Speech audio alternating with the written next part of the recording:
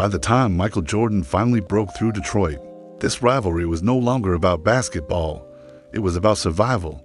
3 straight years, the Pistons had been the wall, not just stopping Jordan, humbling him, turning greatness into frustration, turning brilliance into bruises. Year 1988, Pistons over Bulls for 1. Year 1989, Pistons over Bulls for 2. Year 1990, Pistons over Bulls for 3. And in Jordan's mind, one more failure didn't just mean another playoff loss. It meant the story might never change. So when the 1991 Eastern Conference Finals arrived, this wasn't another series, this was judgment. Chapter 1. The Wall That Should Not Move. For most stars, losing 3 straight playoff series would have broken them. For Jordan, it rewired him because the Bad Boy Pistons weren't just beating Chicago. They were exposing a ceiling, a limit to individual greatness. Detroit had everything Jordan hated facing at once.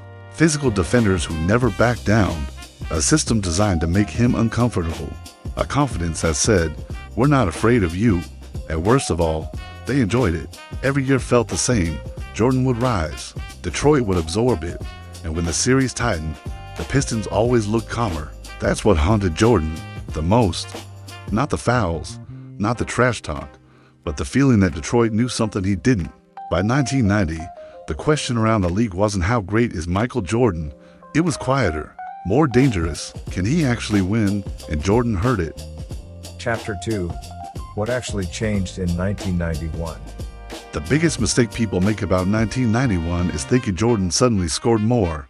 He didn't. He played differently. The Pistons came into the series expecting the same fight, same traps, same physical attacks, same emotional war. But the Michael Jordan they faced wasn't chasing revenge. He was chasing control. Instead of forcing drives into bodies, Jordan started forcing decisions. Instead of attacking the wall head-on, he made a shift. He passed early. He punished late help. He trusted teammates instead of proving a point, and that changed everything. Detroit's defense relied on predictability, on knowing where Jordan wanted to go, on baiting him into resistance. But in 1991, Jordan stopped biting.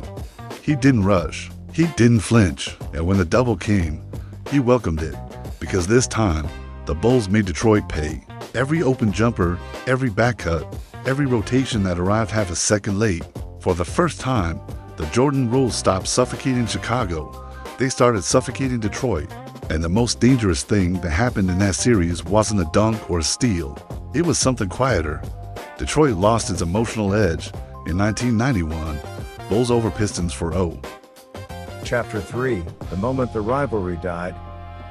By the time the Bulls pushed Detroit to the brink, the Pistons knew this wasn't slipping away because of luck. It wasn't injuries. It wasn't officiating. They had been solved. When the sweep became inevitable, the final minutes didn't feel dramatic. They felt heavy. And then came the moment that froze this rivalry in history. Before the final buzzer, Detroit walked off. No handshakes, no acknowledgments, no passing of the torch, just backs turned in silence. Some called it disrespect. Some called it bitterness. Some defended it as pride. But for Jordan, it confirmed everything. This wasn't just about winning. This was about taking something from the team that took years from him. And the irony is, Detroit had succeeded more than they ever realized. They didn't just challenge Jordan. They created him. Every bruise sharpened his patience. Every loss hardened his leadership. Every failed drive forced him to evolve. The Pistons didn't delay Jordan's dynasty. They forged it. Why this still matters. When Jordan finally beat Detroit, the league didn't just change champions. It changed direction. The Jordan rules were dead. Isolation dominance gave way to systems. Superstars became leaders, not lone warriors. And Jordan, he never looked back. What followed wasn't just 6 championships. It was certainty. The certainty that if the toughest team in the league couldn't stop him, no one could. That's why the walk-off still matters. Not because it was petty, not because it was dramatic, but because it marked the exact moment the NBA knew the Bad Boys era was over and the Jordan era had begun.